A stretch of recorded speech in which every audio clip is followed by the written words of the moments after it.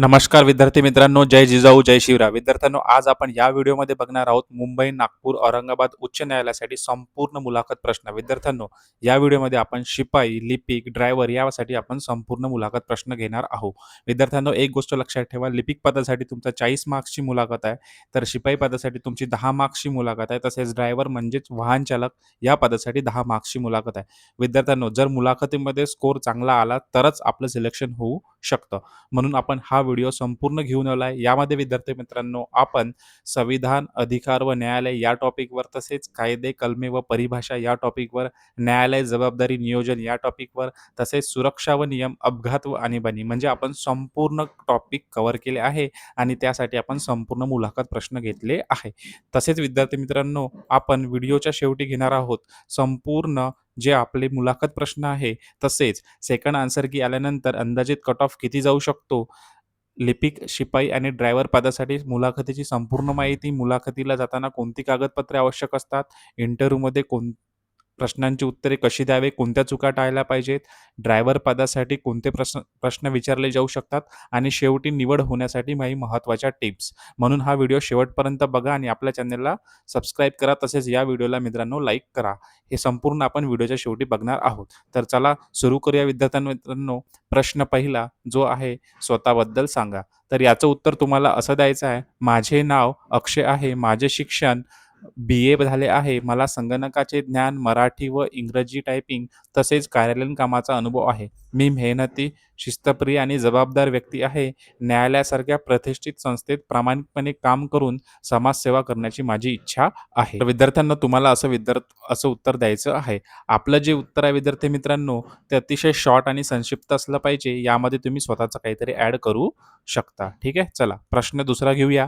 तुम्हाला लिपिक पदावर काम का करायचे आहे? तर याचं उत्तर तुम्हाला असं द्यायचं आहे, सरकारी सेवेमध्ये स्थिरता, जबाबदारी आणि समाजासाठी काम करण्याची संधी मिळते. लिपिक पदावर काम करताना कागदपत्रे, नोंदी आणि प्रशासकीय कामे व्यवस्थित हाताळून न्यायव्यवस्थेला हातभार लावता येईल, म्हणून मला हे पद आवडते, असं तुम्हाला उत्तर द्यायचं आहे. त्यानंतर बघूया प्रश्न तिसरा, न्यायालयीन भाषा व शब्दावली तुम्हाला माहीत आहे का? याचं उत्तर द्यायचं, हो, मला न्यायालयीन कामकाजाशी संबंधित काही महत्त्वाच्या संज्ञा माहीत आहे. जसे की याचिका म्हणजेच पिटिशन, अपील, स्थगिती, स्टे, आदेश म्हणजे ऑर्डर, निकाल जजमेंट, वकील ॲडव्होकेट, फिर्यादी पेटिशनर, प्रतिवादी रिस्पॉन्डंट इत्यादी. मी आणखी शिकण्यासाठी तयार आहे आणि प्रत्यक्ष कामात येताना हे ज्ञान लवकर वाढेल. जिज्ञासू राहणे हा माझा स्वभाव आहे. तर एवढं उत्तर तुम्हाला द्यायचं आहे. त्यानंतर बघूया प्रश्न चौथा, भारताचे संविधान कधी लागू झाले? तर हा प्रश्न तुम्हाला विचारू शकतो. याचं उत्तर द्यायचं आहे, 26 जानेवारी 1950 रोजी लागू झाले आहे आणि हा दिवस प्रजासत्ताक दिन म्हणून साजरा होतो. चला बघूया नेक्स्ट क्वेश्चन 5, भारतीय संविधानाचे शिल्पकार कोण? तर याचं उत्तर तुम्हाला असं द्यायचं आहे, डॉक्टर बाबासाहेब आंबेडकर हे भारतीय संविधानाचे शिल्पकार आहे आणि ते मसुदा समितीचे अध्यक्ष होते. चला त्यानंतर बघूया प्रश्न 6वा, संविधान दिन कधी साजरा केला जातो? तर याचं उत्तर द्यायचं आहे तुम्हाला, 26 नोव्हेंबर 1949 मध्ये याच दिवशी संविधान स्वीकारले गेले, म्हणून हा 26 नोव्हेंबर हा दिवस काय, संविधान दिन म्हणून साजरा केला जातो. त्यानंतर बघूया प्रश्न 7वा, एखादी फाईल चुकीच्या विभागात गेल्यास काय कराल? तर याचं उत्तर, असे झाल्यास मी शांतपणे परंतु त्वरित कारवाई करेन. आधी त्या फाईलचा मूळ विभाग कोणता आहे हे नोंदीवरून तपासेन. चुकीच्या विभागाशी संपर्क साधून फाईल परत मिळवेन आणि योग्य विभागात पोहोचवेन. या चुकीची नोंदी ठेवेन आणि वरिष्ठांना माहिती देईन. भविष्यात असे होऊ नये म्हणून फाईल पाठवण्यासाठी पत्ता दोनदा तपासण्याची सवय ठेवेन. म्हणून असं याचं उत्तर द्यायचं आहे. तसेच विद्यार्थ्यांनो, हा व्हिडिओ शेवटपर्यंत घ्या. जेवढे आपला विद्यार्थी व्हिडिओ पाहतात सगळ्यांनी लाईक करा आणि आपला जो काही स्कोर आहे तो आपल्या कमेंटमध्ये कमेंट करा आणि आपल्या चॅनलला सबस्क्राईब करा. चला बघूया प्रश्न 8वा, अधिकार. यावर आहे, भारतीय संविधानात किती मूलभूत अधिकार आहेत? तर याचं उत्तर आहे विद्यार्थ्यांनो, सध्या 6 मूलभूत अधिकार आहे. ठीक आहे. चला त्यानंतर बघूया प्रश्न 9वा, लिपिकाची मुख्य जबाबदारी काय असते? तर याचं उत्तर तुम्हाला असं द्यायचं आहे, फाईल्सची नोंदी ठेवणे, कागदपत्रांची तपासणी, माहिती नोंदवणे, पत्रव्यवहार करणे, कार्यालयीन रेकॉर्ड सुरक्षित ठेवणे आणि वरिष्ठांना आवश्यक माहिती वेळेवर उपलब्ध करून देणे या लिपिकाच्या मुख्य जबाबदाऱ्या आहेत, असं तुम्हाला उत्तर द्यायचं आहे. यामध्ये आपण लिपिक, शिपाई आणि ड्रायव्हर संपूर्ण एकत्रित मुलाखत प्रश्न केले जे सगळे तुम्हाला हेल्पफुल असेल. त्यानंतर बघूया प्रश्न 10वा मूलभूत अधिकार कोणत्या भागात दिले आहेत? तर याचं उत्तर तुम्हाला असं द्यायचं आहे भाग 3 म्हणजेच पार्ट 3 आणि ते कलम 12 ते 35 मध्ये दिले आहे. त्यानंतर बघूया प्रश्न 11वा गोपनीय कागदपत्रे कशी हाताळाल? याचा हा अतिशय महत्त्वाचा प्रश्न असे विचारतात. तर याचं उत्तर असं द्यायचं, गोपनीय कागदपत्रे अत्यंत काळजीपूर्वक हाताळेन. ती फक्त अधिकृत व्यक्तींनाच दाखवेन, सुरक्षित ठिकाणी ठेवेन आणि कोणतीही माहिती बाहेर जाणार नाही याची पूर्ण खबरदारी घेईल, असं तुम्हाला याचं उत्तर द्यायचं आहे. विद्यार्थ्यांनो, मी ही खूप मेहनत घेऊन हा प्रश्न आणले आणि हा व्हिडिओ बनवला, तर एक लाईक, कमेंट आणि चॅनलला सबस्क्राईब नक्की करा. जेवढे व्ह्यूअर्स आहे सगळ्यांनी आपल्या व्हिडिओला लाईक करा, आपला स्कोर कमेंट करा आणि आपल्या चॅनलला नक्की सबस्क्राईब करा. चला त्यानंतर बघूया प्रश्न 12वा समानतेचा अधिकार कोणत्या कलमांतर्गत आहे? तर याचं उत्तर काय आहे? कलम 14 ते 18 मध्ये काय आहे? समानतेचा अधिकार. त्यानंतर बघूया प्रश्न 13वा तुम्ही डेटा एंट्री किती अचूकपणे करू शकता? तर याचं उत्तर काय द्यायचं? डेटा एंट्री ही लिपिकच्या कामातील अत्यंत महत्त्वाची जबाबदारी आहे. मी डेटा एंट्री करताना नेहमी दोनदा तपासतो. एकदा टाइप करताना आणि एकदा पूर्ण झाल्यावर. नाव, तारीख, केस नंबर यांसारख्या महत्त्वाच्या नोंदीमध्ये एक चूक देखील मोठ्या समस्येस कारणीभूत होऊ शकते. हे मला पूर्णपणे समजते. माझ्या टायपिंगचा वेग चांगला आहे आणि अचूकतेला मी नेहमी प्राधान्य देतो. चला त्यानंतर बघूया प्रश्न 14वा अभिव्यक्ती स्वातंत्र्य कोणत्या कलमात आहे? तर याचं उत्तर काय आहे? कलम 19(1) अ यामध्ये काय आहे? भाषा, भाषण व अभिव्यक्ती स्वातंत्र्य आहे. ठीक आहे. चला त्यानंतर बघूया प्रश्न 15वा एकाच वेळी अनेक कामे आले तर काय कराल? तर याचं उत्तर द्यायचं आहे मी कामांचे प्राधान्यक्रम ठरवेन, तातडीचे आणि महत्त्वाचे काम आधी पूर्ण करेन आणि वेळेचे योग्य नियोजन करून सर्व कामे व्यवस्थित पूर्ण करेन. याचं उत्तर तुम्हाला असं द्यायचं आहे. त्यानंतर बघूया प्रश्न 16वा शिक्षणाचा अधिकार कोणत्या कलमात आहे? तर याचं उत्तर असं द्यायचं आहे कलम 21(ए) 6 ते 14 वर्ष वयोगटातील मुलांना मोफत शिक्षणाचा काय आहे? अधिकार दिला आहे. तर विद्यार्थ्यांनो आपण सगळ्या कलमा, कायदे या व्हिडिओमध्ये घेतल्या. अतिशय महत्त्वाचा हा व्हिडिओ आहे. शेवटपर्यंत नक्की बघा. त्यानंतर बघूया प्रश्न 17वा न्यायाधीशांसाठी फाईल तयार करताना काय काळजी घ्याल? तर हा अतिशय महत्त्वाचा प्रश्न आहे. याचं उत्तर द्या. न्यायाधीशांसाठी फाईल तयार करणे ही अत्यंत जबाबदारीची बाब आहे. मी फाईलमध्ये सर्व कागदपत्रे योग्य क्रमाने, स्वच्छपणे आणि पूर्णपणे तयार करेन. आवश्यक सर्व दस्तावेज आहेत का याची तपासणी करेन. फाईल वेळेत सादर होईल याची खबरदारी घेईन. कागदपत्रांवर योग्य क्रमांक, तारीख आणि संदर्भ असतील हे सुनिश्चित करेन. कोणतीही उणीव राहणार नाही यासाठी एक चेकलिस्ट वापरेन. ठीक आहे विद्यार्थी, असं उत्तर द्यायचं आहे. जेवढे विद्यार्थी आहे, आपले व्ह्यूअर्स आहे सगळ्यांनी कमेंटमध्ये आपला स्कोर सांगा. शिपाई, क्लर्क आणि ड्रायव्हरसाठी आणि सुद्धा आपलं ओपिनियन सुद्धा सांगा. त्यानंतर बघूया प्रश्न 18वा मूलभूत कर्तव्य कोणत्या भागात आहे? तर याचं उत्तर काय आहे विद्यार्थ्यांनो? भाग 4(ए) कलम 51(ए) मध्ये काय आहे? मूलभूत कर्तव्य. ठीक आहे. त्यानंतर बघूया प्रश्न 19वा तुम्हाला आर-टी-आय माहितीचा अधिकारबद्दल काय माहिती आहे? तर याचं उत्तर द्यायचं आर-टी-आय म्हणजेच राइट टू इन्फॉर्मेशन माहितीचा अधिकार. हा कायदा 2005 साली भारत सरकारने लागू केला आहे. या कायद्यानुसार कोणताही भारतीय नागरिक सरकारी कार्यालयाकडून कोणताही सार्वजनिक माहितीची मागणी करू शकतो. कार्यालयात या अर्जाची नोंद ठेवणे, त्यांना वेळेत उत्तर देणे आणि योग्य विभागाकडे पाठवणे हे लिपिकाच्या कामाचा भाग असतो. मी या प्रक्रियेचा काटेकोरपणे पालन करेन. त्यानंतर बघूया प्रश्न 20 राज्याच्या धोरण निर्देश तत्वांचा उद्देश काय? तर याचं उत्तर काय विद्यार्थ्यांनो? लोककल्याणकारी राज्य निर्माण करणे म्हणजेच सामाजिक व आर्थिक न्याय. ठीक आहे. याचं उत्तर असं द्यायचं आहे. त्यानंतर बघूया प्रश्न 11वा 21वा तुम्हाला असा विचारू शकतो तणावाखाली काम करू शकता का? याचं उत्तर द्यायचं होय. मी शांतपणे विचार करून वेळेचे नियोजन करू आणि जबाबदारीने काम पूर्ण करू शकतो. असं शॉर्टमध्ये उत्तर द्यायचं आहे. त्यानंतर बघूया प्रश्न 22वा भारताचे सर्वोच्च न्यायालय कुठे आहे? अत्यंत ईझी प्रश्न आहे, पण असे प्रश्न विचारले जातात. त्याचं उत्तर द्यायचं आहे तुम्हाला. नवी दिल्ली येथे काय आहे? सुप्रीम कोर्ट ऑफ इंडिया म्हणजे सर्वोच्च न्यायालय आहे. तर विद्यार्थ्यांनो सर्वोच्च न्यायालय म्हणजे टोटल जजेसची संख्या किती असते? मुख्य न्यायाधीश किती असते? हे तुम्हाला सांगायचं आहे कमेंट बॉक्समध्ये. त्यानंतर बघूया प्रश्न 23वा कोर्ट हॉलमध्ये शिस्त कशी राखाल? अत्यंत महत्त्वाचा प्रश्न आहे. असे समयसूचक प्रश्न तुम्हाला विचारले जातात. मग याचं उत्तर काय द्यायचं? कोर्ट हॉल हे न्यायाचे मंदिर आहे. तेथे शिस्त आणि मर्यादा सर्वोपरी आहे. मी तेथे नेहमी शांत आणि गंभीर वातावरण राखण्यास मदत करेन.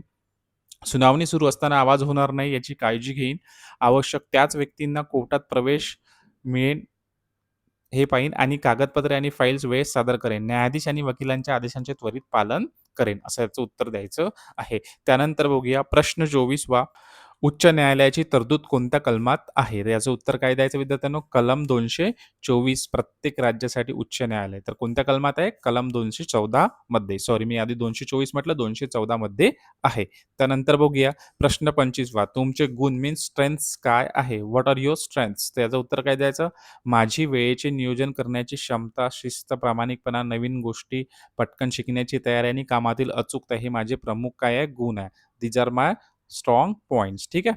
तर हे तुम्हाला याचं उत्तर द्यायचं आहे. एक गोष्ट लक्षात ठेवा, इंटरव्ह्यूमध्ये जर आपला चांगला स्कोर आला तर मेरिटमध्ये नाव येण्याची काय असते आपल्याला जास्त शक्यता असते आणि मेरिटमध्ये यायचं असेल तरच तुमचा इंटरव्ह्यूमध्ये मुलाखतीचा स्कोर चांगलाच असलाच पाहिजे. म्हणून हा व्हिडिओ शेवटपर्यंत नक्की बघा. त्यानंतर बघूया प्रश्न 26वा महाराष्ट्रातील प्रमुख उच्च न्यायालय कोणते? तर कोणते आहे? मुंबई हायकोर्ट हे काय महाराष्ट्राचे प्रमुख उच्च न्यायालय आहे. तसेच विद्यार्थ्यांनो कुठे आणखी एक नागपूर आणि औरंगाबाद म्हणजे छत्रपती संभाजी नगर. तसेच विद्यार्थी मित्रांनो कोल्हापूर इथे काय आहे? फिरते खंडपीठ आहे. हे पण लक्षात ठेवायचं आहे. त्यानंतर बघूया 27वा प्रश्न मुंबई उच्च न्यायालयाची स्थापना कधी झाली? हे तुम्हाला विचारू शकते. 14 ऑगस्ट 1862 रोजी काय झाली? मुंबई उच्च न्यायालयाची स्थापना झाली. विद्यार्थ्यांनो तुम्ही तसेच कमेंटमध्ये सांगा मला नागपूरची आणि औरंगाबादची स्थापना कधी झाली? ठीक आहे. चला त्यानंतर बघूया प्रश्न 28वा तुम्ही वेळेचे नियोजन कसे करता? हा अत्यंत महत्त्वाचा प्रश्न आहे. याचं उत्तर द्यायचं वेळेचे नियोजन म्हणजे केवळ घड्याळ पाहणे नव्हे. ते एक कला आहे. मी दर दिवशी सकाळी आल्यावर त्या दिवसाच्या कामांची यादी तयार करतो. महत्त्वाचे आणि तातडीचे काम आधी, नंतर इतर कामे असे प्राधान्यक्रम ठेवतो. डेडलाईन आधी सर्व काम पूर्ण करण्याची माझी सवय आहे. न्यायालयात प्रत्येक तारीख आणि वेळ महत्त्वाची असते. त्यामुळे वेळेशी माझी बांधिलकी नेहमी पक्की असते. ठीक आहे विद्यार्थी, याचं उत्तर असं द्यायचं आहे. तुम्ही व्हिडिओ शेवटपर्यंत कारण आणखी काही चांगले क्वेशन्स तुम्हाला येणार आहेत. त्यानंतर बघूया प्रश्न 29वा उच्च न्यायालयाच्या मुख्य न्यायाधीशांची नियुक्ती कोण करते? तर याचं उत्तर कोण आहे विद्यार्थी मित्रांनो? भारताचे राष्ट्रपती काय करतात? उच्च न्यायालयाच्या मुख्य न्यायाधीशांची नियुक्ती करतात आणि कोणत्या कलमानुसार होते हे तुम्हाला कमेंट बॉक्समध्ये मला सांगायचं आहे. त्यानंतर बघूया प्रश्न 30वा एखादी चूक झाल्यास तुम्ही ती कशी दुरुस्त कराल? तर याचं उत्तर असं द्यायचं तुम्हाला चूक झाल्यास मी आधी ती प्रामाणिकपणे स्वीकारेन. लपवण्याचा प्रयत्न कधीही करणार नाही. त्वरित वरिष्ठांना माहिती देईन आणि त्यांच्या मार्गदर्शनाखाली दुरुस्त करेन. त्या चुकीमुळे कोणते नुकसान झाले असेल तर ती कमी करण्यासाठी प्राधान्याने काम करेन. सर्वात महत्त्वाचे म्हणजे त्याच चुकीची पुनरावृत्ती होणार नाही यासाठी काय बदल करायला हवेत ते शिकेन, असं उत्तर द्यायचं आहे. त्यानंतर बघूया प्रश्न 31वा जिल्हा व उच्च न्यायालयातील फरक काय आहे? तर काय आहे जिल्हा हा जिल्हास्तरीय प्रकरण आहे आणि उच्च काय आहे? राज्यातील सर्वोच्च अपील ऐकते. ठीक आहे. जिल्ह्यातील जे काही आहे प्रश्न ते जिल्हास्तरीय जिल्हा न्यायालय आणि राज्यातील काय उच्च न्यायालय आणि पूर्ण आपल्या देशातील काय सर्वोच्च न्यायालय म्हणजेच काय सुप्रीम कोर्ट. तर विद्यार्थ्यांनो जिल्हा न्यायालयासाठी कोणती कलम असते स्थापनेसाठी आणि उच्च न्यायालयासाठी कोणती आहे? हे आपल्या कमेंट बॉक्समध्ये सगळ्यांनी कमेंटमध्ये सांगा. म्हणजे काय संपूर्ण अभ्यास आपला या एकाच व्हिडिओमध्ये झाला पाहिजे. त्यानंतर बघूया प्रश्न 32वा तुमची कमतरता काय आहे? वीकनेस काय आहे? वीक पॉइंट काय आहे? ठीक आहे. याचं उत्तर द्यायचं. मी कामामध्ये अचूकतेला जास्त महत्त्व देतो. त्यामुळे काही वेळा काम पूर्ण करण्यासाठी थोडा जास्त वेळ घेतो. पण आता वेग आणि अचूकता याचा समतोल राखण्याचा प्रयत्न करत आहे, असं उत्तर द्यायचं आहे. आणखी तुम्हाला जे काही वाटत असेल ते तुम्ही यामध्ये ॲड करू शकता आणि तसं तुम्ही उत्तर देऊ शकता. ठीक आहे. त्यानंतर बघूया प्रश्न 33वा रिट म्हणजे काय? अतिशय महत्त्वाचा प्रश्न आहे. याचं उत्तर आहे मूलभूत अधिकारांच्या संरक्षणासाठी न्यायालयाने जारी केलेला आदेश म्हणजेच काय आहे? रिट आहे. ठीक आहे. त्यानंतर बघूया प्रश्न 34वा तुम्ही इंग्रजी पत्रव्यवहार करू शकता का? तर याचं उत्तर असं द्यायचं आहे, होय. मला इंग्रजी साधे आणि औपचारिक पत्रव्यवहार करता येतो. सब्जेक्ट लाईन, सॅल्युटेशन बॉडी आणि क्लोजिंग यांचा योग्य वापर मला माहीत आहे. सरकारी पत्रांचे फॉर्मॅट जसे की reference number, to, subject, sir, madam, yours faithfully हे सर्व मला माहीत आहे. मराठी आणि इंग्रजी दोन्ही भाषात लेखन करण्याची माझी क्षमता लिपिक पदासाठी उपयुक्त ठरेल. ठीक आहे विद्यार्थ्यांनो, असं तुम्हाला याचं उत्तर द्यायचं आहे. त्यानंतर बघूया प्रश्न 35वा संविधानात किती प्रकारच्या रिट आहे? अतिशय महत्त्वाचा प्रश्न आहे. याचं उत्तर आहे 5. कोणतं आहे? हॅबियस कॉर्पस, मॅन्डमस, सैश्योरी, प्रोहिबिशन आणि क्युअरंटो ह्या काय आहे महत्त्वाच्या 5 काय आहे? रिट आहे. त्यानंतर बघूया प्रश्न 36वा तुम्ही स्वतःहून काम शोधता की सांगेपर्यंत थांबता? हा अतिशय महत्त्वाचा प्रश्न आहे. याचं उत्तर त्याचं आहे, मी नेहमी प्रोएक्टिव्ह असतो. म्हणजे वरिष्ठांनी सांगेपर्यंत थांबत नाही. कार्यालयात काम शिल्लक असेल किंवा आहे, कोणती फाईल पेंडिंग आहे, कोणाला मदत लागेल का, मी हे स्वतःहून पाहतो. सुस्त बसणे माझा स्वभावात नाही. परंतु स्वतःहून काम करताना मर्यादा ओळखतो. माझ्या अधिकाराबाहेरचे काम मी वरिष्ठांना परवानगीशिवाय करत नाही. असं याचं उत्तर तुम्हाला द्यायचं आहे. त्यानंतर बघूया प्रश्न 37वा, हॅबियस कॉर्पस म्हणजे काय? हा रीटवर प्रश्न आहे. याचं उत्तर काय? बेकायदेशीर अटकेविरुद्ध व्यक्तीला न्यायालयासमोर हजर करण्याचा आदेश. हा काय आहे? हॅबियस कॉर्पस आहे. ठीक आहे. त्यानंतर बघूया प्रश्न 38वा, कोर्टाच्या आदेशाची प्रत तयार करताना काय नियम पाळाल? याचं उत्तर काय आहे? कोर्टाच्या आदेशाची प्रत तयार करणे हे अत्यंत जबाबदारीचे काम आहे. मी प्रत्येक शब्द अचूकपणे कॉपी करेन. एकही बदल किंवा गाळणे करणार नाही.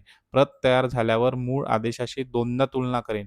योग्य तारीख, केस नंबर, न्यायाधीशांचे नाव, सर्व तपशील बरोबर आहेत की हे तपासेन. सर्टिफाईड कॉपी असल्यास अधिकृत आणि योग्य व्यक्तीकडूनच घेईन. ठीक आहे. असं याचं उत्तर द्यायचं आहे. ज्या विद्यार्थ्यांना याची पी-डी-एफ पाहिजे असेल त्यांनी लगेच आपल्या YouTube चॅनलवर जा, सबस्क्राईब करा आणि तिथे टेलिग्राम आपल्या YouTube बायोमध्ये टेलिग्रामची लिंक आहे. तिथे जाऊन जॉइन करा. सगळ्यांना याची पी-डी-एफ मिळून जाईल. त्यानंतर बघूया प्रश्न 39वा, जनहित याचिका पी-आय-एल म्हणजे काय? याचं उत्तर काय द्यायचं? समाज हितासाठी कोणतीही व्यक्ती न्यायालयात दाखल करू शकणारी याचिका म्हणजे कोणती? जनहित याचिका. त्यानंतर बघूया प्रश्न 40वा, नवीन तंत्रज्ञान किंवा सॉफ्टवेअर शिकण्याची तुमची तयारी आहे का? याचं उत्तर काय द्यायचं? होय, नक्कीच. आजच्या काळात न्यायालय डिजिटल होत आहे. ई-फायलिंग, सी-आय-एस, केस इन्फॉर्मेशन सिस्टम असे अनेक सॉफ्टवेअर वापरले जातात. मी नवीन सॉफ्टवेअर शिकण्यासाठी नेहमी तत्पर असतो. YouTube ट्युटोरियल्स, ट्रेनिंग सेशन्स आणि सहकाऱ्यांकडून कोणत्याही मार्गाने शिकण्याची माझी तयारी आहे. तंत्रज्ञानाचा स्वीकार न करणे हे आजच्या काळात मागे राहण्यासारखे आहे. याचं उत्तर असं द्यायचं आहे.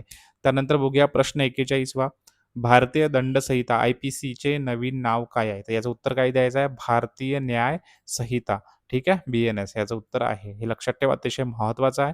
त्यानंतर बघूया प्रश्न 42वा, सरकारी नोकरीच का निवडली? त्याचं उत्तर असं द्यायचं आहे विद्यार्थ्यांनो, सरकारी सेवेमध्ये समाजासाठी काम करण्याची संधी, स्थिरता, जबाबदारी आणि देशसेवेची भावना पूर्ण करता येते. म्हणून मी सरकारी नोकरी निवडली. असं उत्तर तुम्हाला द्यायचं आहे. त्यानंतर बघूया सी-आर-पी-सीचे नवीन नाव काय? तर याचं उत्तर काय आहे? भारतीय नागरिक सुरक्षा संहिता, बी-एन-एस-एस, भारतीय नागरिक सुरक्षा संहिता. हा अतिशय महत्त्वाचा प्रश्न आहे. हा विचारला जातो. त्यानंतर बघूया प्रश्न 44वा, तुम्ही या पदासाठी किती काळापासून तयारी करत आहात? याचं उत्तर द्यायचं, मी या पदाची तयारी गांभीर्याने केली आहे. लिपिक पदाची किंवा शिपाई पदाची जबाबदारी, न्यायालयाचे कामकाज, सरकारी नियम आणि कार्यालयीन प्रक्रिया सर्व गोष्टींचा मी अभ्यास केला आहे. संगणक, टायपिंग, मराठी व इंग्रजी लेखन यांचाही सराव केला आहे. ही तयारी केवळ परीक्षेसाठी नाही, मला खरोखरच या क्षेत्रात दीर्घ काम करायचे आहे, म्हणून मी या पायावर पाय रचून तयार झालो आहे. असं उत्तर द्यायचं आहे. त्यानंतर बघूया प्रश्न 45वा, एव्हिडन्स ॲक्टचे नवीन नाव काय आहे? याचं उत्तर काय द्यायचं? भारतीय साक्ष अधिनियम म्हणजे बी-एस-ए. हे काय एव्हिडन्स ॲक्टचं नवीन नाव आहे. अतिशय महत्त्वाचं आहे. त्यानंतर बघूया प्रश्न 46वा, तुम्हाला या पदात भविष्यात कोणती संधी दिसतात? त्याचं उत्तर द्यायचं आहे, लिपिक पद किंवा शिपाई पद हे सरकारी सेवेतील महत्त्वाचे प्रवेशद्वार आहे. या पदावर काम करताना न्यायालयातील प्रक्रियेतील सखोल ज्ञान मिळते, जे पुढील पदोन्नतीसाठी अत्यंत उपयुक्त ठरते. विभागीय परीक्षा देऊन वरिष्ठ लिपिक, सहाय्यक अथवा इतर उच्च पदांवर जाण्याची संधी आहे.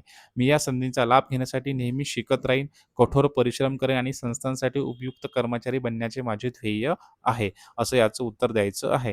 त्यानंतर बघूया प्रश्न 47 अतिशय महत्त्वाचा, एफ-आय-आरचे पूर्ण रूप काय? तर काय? फर्स्ट इन्फॉर्मेशन रिपोर्ट, प्रथम माहिती अहवाल. तर ठीक आहे विद्यार्थ्यांनो. त्यानंतर चला प्रश्न 48वा, तुम्ही न्यायालयात नम्रपणे कसे वागाल? अतिशय महत्त्वाचा आहे. याचं उत्तर काय द्यायचं? न्यायालय एक अत्यंत गंभीर आणि प्रतिष्ठेचे ठिकाण आहे. मी येथे येणाऱ्या आणि प्रत्येक व्यक्तीशी, वकील असो, पक्षकार असो किंवा अधिकारी असो, आदरपूर्वक आणि विनम्रतेने वागेन. नमस्कार, कृपया, धन्यवाद या शब्दांचा वापर माझ्या दैनंदिन बोलण्यात असेल. कोणाच्याही बाबतीत उर्मटपणे बोलणे किंवा वागणे मला परिपूर्ण अमान्य आहे. शांत, सभ्य आणि व्यावहारिक वर्तन हेच माझे ओळख चिन्ह असेल. असं याचं उत्तर द्यायचं आहे. त्यानंतर बघूया प्रश्न 49वा, जामीनपात्र व अजामीनपात्र गुन्हा म्हणजे काय? महत्त्वाचा आहे. तर याचं उत्तर, जामीनपात्र म्हणजे काय? ज्याच्यात जामीन मिळतो, आणि अजामीनपात्र म्हणजे काय? न्यायालयाशिवाय याचा काही जामीन मिळत नाही. ठीक आहे. त्यानंतर बघूया प्रश्न 50वा, उन्हाळ्यात किंवा पावसाळ्यात बाहेर काम करायचे असेल तर कराल का? तर शिपाई काय याचं उत्तर द्यायचं, शिपाई पदावर कधी-कधी बाहेर जाऊन कागदपत्रे पोहोचणे, नोटिसा देणे किंवा इतर बाहेरची कामे करावी लागतात. मी कोणत्याही हवामानात उन्हाळा, पावसाळा किंवा थंडी काम करण्यास पूर्णपणे तयार आहे. शारीरिक तंदुरुस्त राखणे आणि कोणत्याही परिस्थितीत कर्तव्य पार पाडणे हे मला महत्त्वाचे वाटते.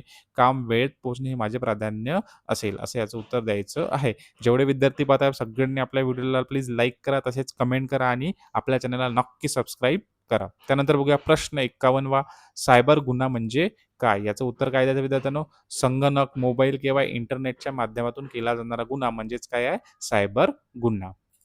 त्यानंतर बघूया प्रश्न 52वा, जो आहे प्रश्न 52. निवड झाल्यानंतर तुम्ही कसे कराल?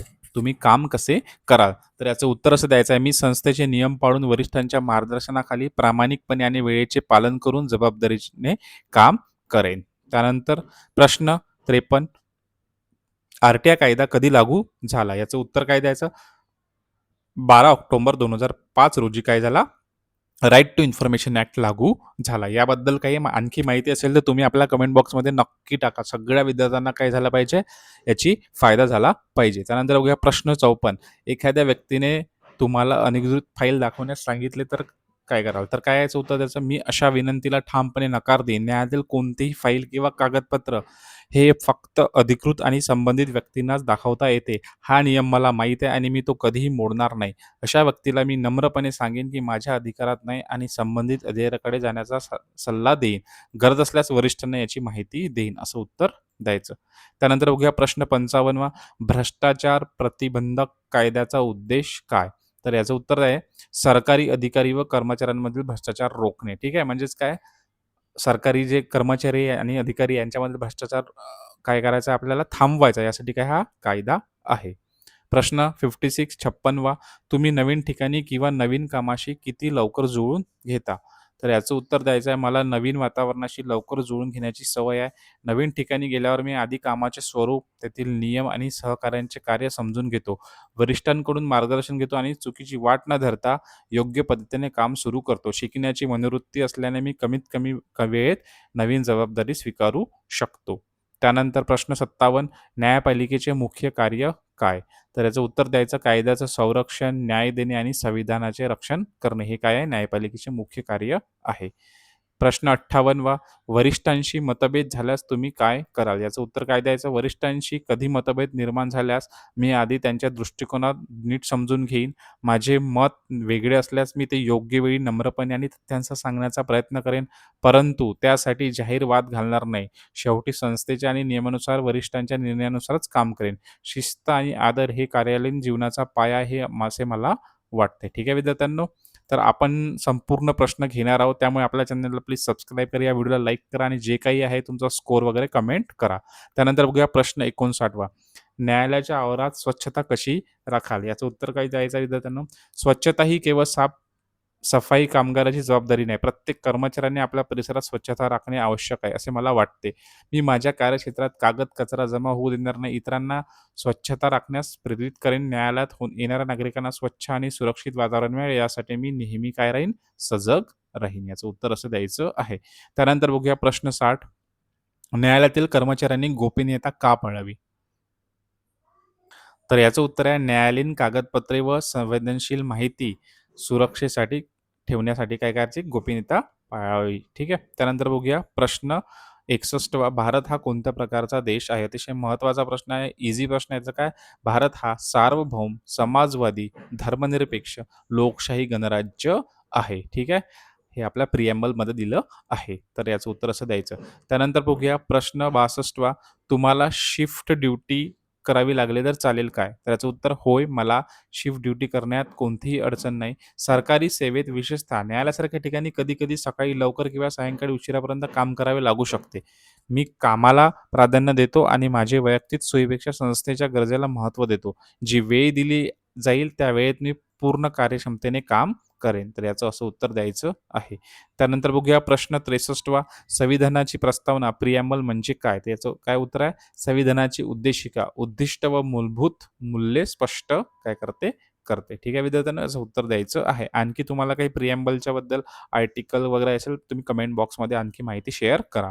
त्यानंतर बघूया प्रश्न 64 एखादी फाईल सापडली नाही तर काय कराल? तर याचं उत्तर असं द्यायचं विद्यार्थ्यांनो, सर्वप्रथम शांतपणे संबंधित नोंदी तपासेन, योग्य ठिकाणी शोध घेईन, आवश्यक असल्यास वरिष्ठांना माहिती देईन आणि समस्या लवकरात लवकर सोडवण्याचा प्रयत्न करेन, असं उत्तर द्यायचं आहे. त्यानंतर बघूया प्रश्न 65 भारताचा सर्वोच्च कायदा कोणता? तर कोणता आहे? भारतीय संविधान. हा काय आहे? भारताचा सर्वोच्च काय आहे? कायदा आहे. त्यानंतर बघूया प्रश्न 66 तुम्ही कधी खोटे बोलले तर काय होईल असे वाटते? खोटे बोलणे हे केवळ नैतिकदृष्ट्या चुकीचे नाही, तर ते दीर्घकाळ स्वतःला हानिकारक ठरते. विशेषतः न्यायालयासारख्या ठिकाणी जिथे सत्यावर विश्वास मानला जातो, तिथे नेहमी सत्य बोलण्यावर विश्वास ठेवतो. चूक झाल्यास ती मान्य करणे हे खोटे लपवण्यापेक्षा अधिक श्रेयस्कर आहे. प्रामाणिकपणा हा माझ्या स्वभावाचा मूलभूत भाग आहे. तर याचं उत्तर हे आहे. त्यानंतर बघूया प्रश्न 67 धर्मनिरपेक्ष या शब्दाचा अर्थ काय? तर काय आहे? सर्व धर्मांना समान वागणूक, कोणताही एक राजधर्म काय आहे? नाही. ठीक आहे? याचं असं उत्तर द्यायचं आहे. व्हिडिओ शेवटपर्यंत बघा मित्रांनो. आपण असे 110 प्रश्न घेतले जे अतिशय महत्त्वाचे आहे शिपाई, लिपिक आणि ड्रायव्हर या पदासाठी. तर चला बघूया प्रश्न 68 तुमच्या आयुष्यातील एक कठीण प्रसंग सांगा. तर याचं उत्तर काय द्यायचं विद्यार्थ्यांनो?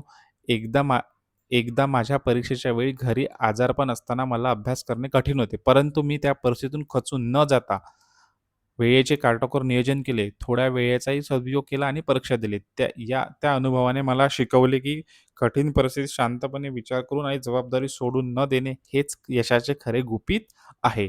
ठीक आहे. त्यानंतर बघूया प्रश्न 69 मतदानाचे किमान वय किती? ठीक आहे विद्यार्थ्यांनो, याचं काय उत्तर आहे? 18 वर्ष. ठीक आहे. ईझी प्रश्न आहे, पण असे विचारले जातात. त्यानंतर बघूया प्रश्न 70 एखादी व्यक्ती रागात बोलली तर तुम्ही कसे हाताळाल? त्याचं उत्तर काय द्यायचं विद्यार्थ्यांनो? मी शांत राहून त्याचे म्हणणे पूर्णपणे ऐकेन, नम्रपणे उत्तर देईन आणि नियमानुसार योग्य मदत करण्याचा काय करेन? प्रयत्न करेन. ठीक आहे विद्यार्थ्यांनो, असं याचं उत्तर द्यायचं आहे. त्यानंतर बघूया प्रश्न 71 भारताचे राष्ट्रपती कसे निवडले जातात? अतिशय महत्त्वाचा वेळ याचा काय? इलेक्टोरल कॉलेजद्वारा म्हणजेच अप्रत्यक्षपणे काय करतात? भारताचे राष्ट्रपती निवडले जातात. ठीक आहे. याची काही लोकांमधून निवडणूक होते का? नाही. त्यानंतर बघूया प्रश्न 72 तुम्हाला कोणत्या प्रकारचे काम सर्वात जड वाटते? तर उत्तर मला कोणतेही काम जड वाटत नाही. प्रत्येक काम करण्यासाठी योग्य मनोवृत्ती लागते. परंतु शारीरिक श्रमाचे काम असेल तर मी त्यासाठी आधी स्वतःला मानसिक आणि शारीरिकदृष्ट्या तयार ठेवतो.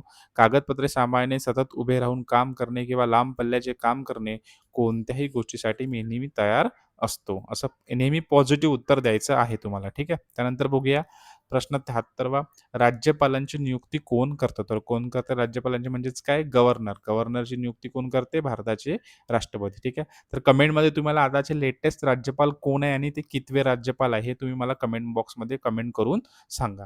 त्यानंतर बघूया प्रश्न 74 तुम्हाला मराठी, हिंदी आणि इंग्रजी येते का? अतिशय महत्त्वाचा प्रश्न आहे. तर याचं उत्तर काय द्यायचं आहे तुम्हाला? होय. मराठी ही माझी मातृभाषा असल्याने मला ती लिहिणे, बोलणे आणि वाचणे उत्तम प्रकारे येते. हिंदी मला बोलता येते आणि साध्या पत्रव्यवहारासाठी वापरता येते. इंग्रजीचे मला मूलभूत ज्ञान आहे. साध्या सूचना समजणे आणि नाव, तारीख, पत्ता असे साधे लेखन करणं मला जमते. न्यायालयीन कामासाठी आवश्यक तेवढे भाषाज्ञान माझ्याकडे आहे. असं तुम्हाला याचं उत्तर द्यायचं आहे. जर तुम्हाला त्यांनी विचारलं की इंग्लिश तुम्हाला बोलता येते का? तर तुम्ही ते याचं उत्तर काय द्यायचं? जेवढं न्यायालयपूर कामासाठी आहे तेवढं मला येते आणि जर मी शिकण्याची तयारी माझी आहे. त्यानंतर बघूया 75वा प्रश्न आहे. लोकसभेचा कार्यकाळ किती वर्ष असतो? त्याचं उत्तर काय विद्यार्थ्यांनो? 5 वर्ष असतो. ठीक आहे. त्यानंतर बघूया प्रश्न 76 5 वर्षांनी स्वतःला कुठे पाहता? याचं उत्तर काय? 5 वर्षांनी मी अधिक अनुभवी, जबाबदारीने संस्थेसाठी उपयुक्त कर्मचारी म्हणून स्वतःला पाहतो. ठीक आहे विद्यार्थ्यांनो, याचं उत्तर द्यायचं आहे. हे संपूर्ण प्रश्न तुम्हाला जिल्हा न्यायालयासाठी पण अतिशय महत्त्वाचे आणि उपयुक्त राहणार आहे. त्यानंतर बघूया प्रश्न 77 राज्यसभेला कायमस्वरूपी सभागृह का म्हणतात? त्याचं उत्तर काय? ते कधीही विसर्जित होत नाही. दर 2 वर्षांनी 1/3 सदस्य काय होतात? निवृत्त होतात. म्हणून त्यांना काय कायमस्वरूपी सभागृह म्हटल्या जातात. ठीक आहे. त्यानंतर बघूया प्रश्न काय आहे? 78वा कार्यालयातील वस्तू किंवा साहित्य हरवलं तर काय कराल? अतिशय महत्त्वाचा समयसूचकचा प्रश्न. याचं उत्तर काय द्यायचं? मी लगेचच शांतपणे सर्व संभाव्य ठिकाणी शोध घेईन.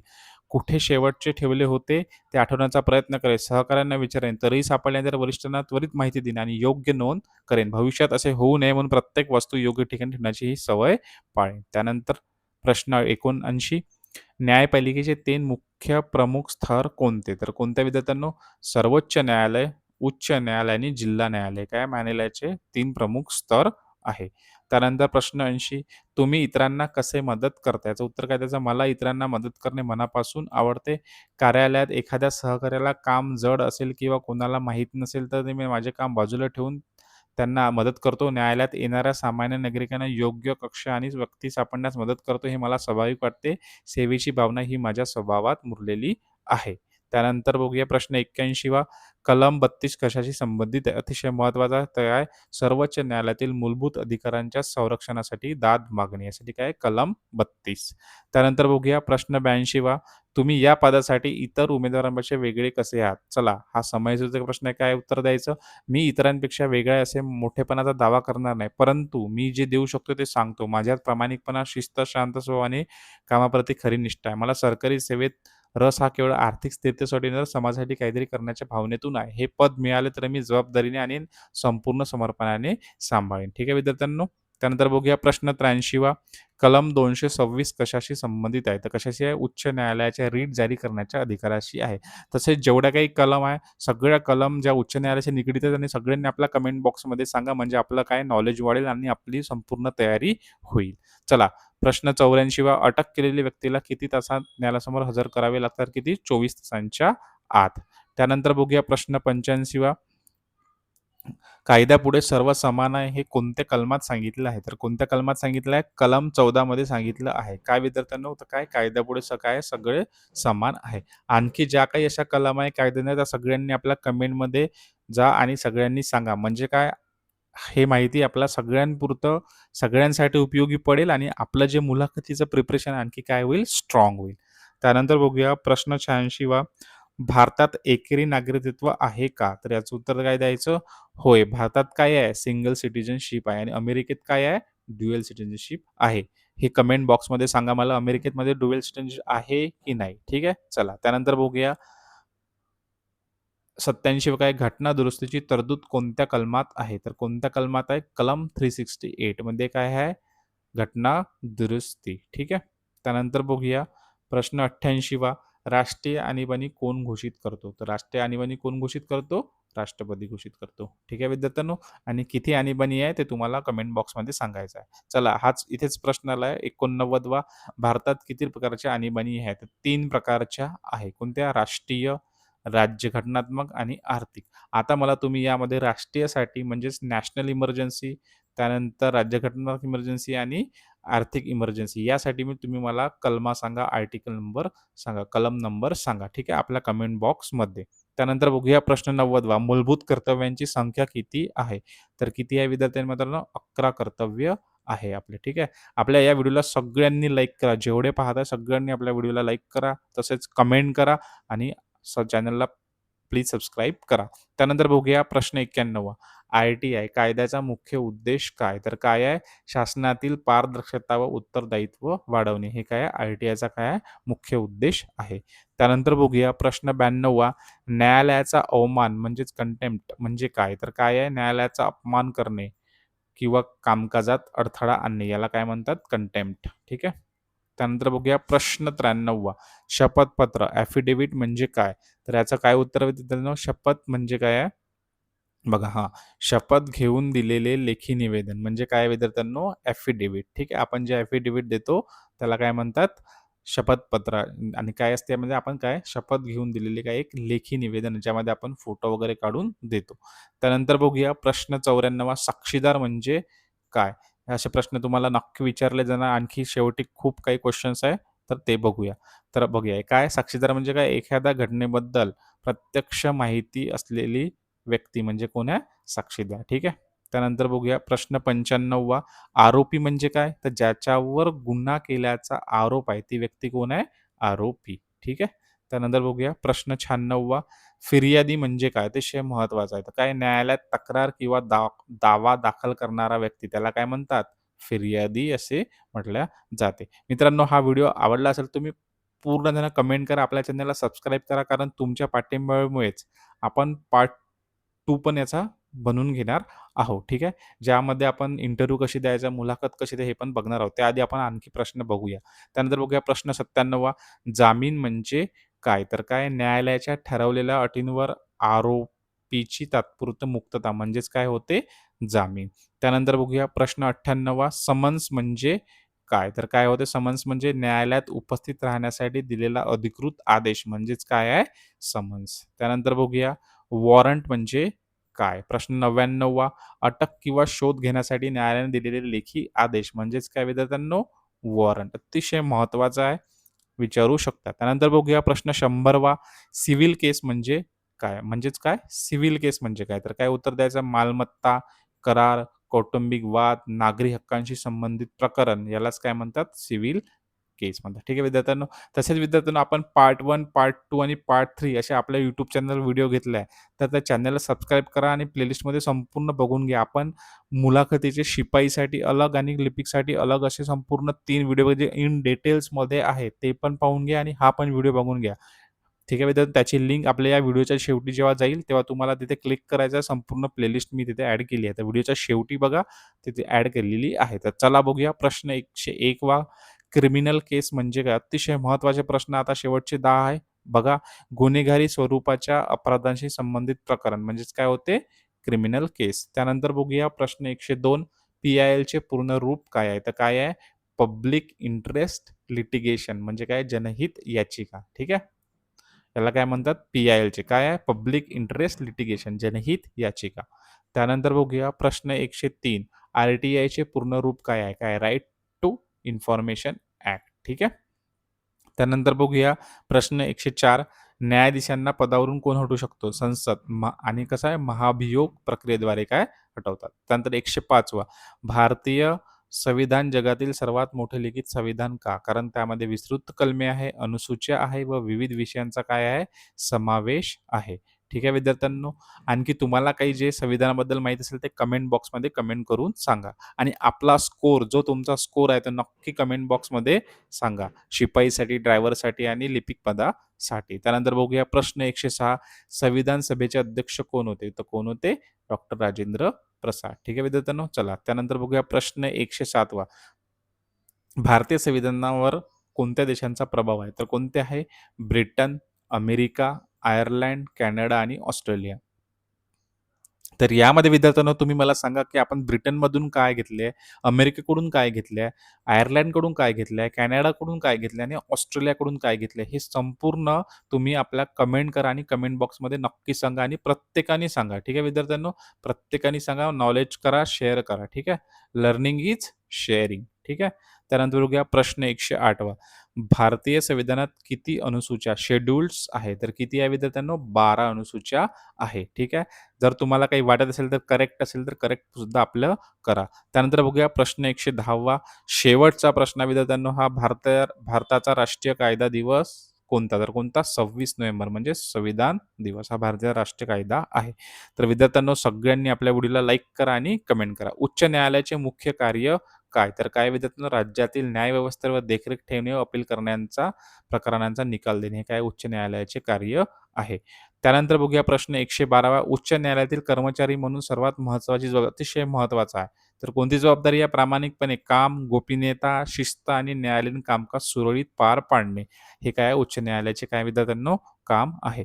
तर विद्यार्थ्यांनो तुम्हाला ज्या आहे मुलाखतीच्या शुभेच्छा. आपल्या या व्हिडिओला लाईक करा आणि सबस्क्राईब करा आणि शेअर करा. इथे आपली प्लेलिस्ट आहे. प्लेलिस्टवर क्लिक करा आणि आधीचे जे संपूर्ण व्हिडिओ आहे ते सुद्धा बघून घ्या. धन्यवाद मित्रांनो. जय जिजाऊ, जय शिवराय.